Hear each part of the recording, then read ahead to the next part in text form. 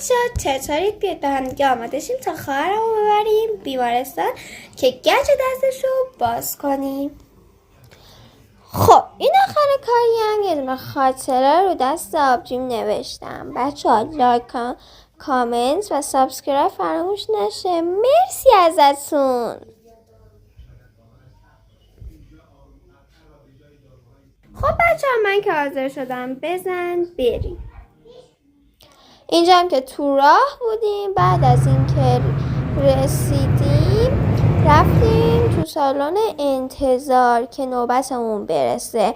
اینجا هم که منتظر بودیم که نوبتمون برسه. وقتی رفتیم پیش دکتر گفت که اول بریم یه عکس بگیریم و بعد بیایم.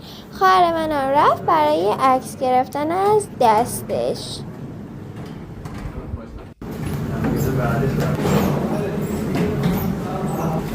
بعد از اینکه عکس رو گرفت ما رفتیم طبقه بالا و بالاخره گچ دستش رو باز کرد و با خیال راحت از دکتر اومدیم و ولاگ امروزم به پایان میرسه. تانکیو، بای بای.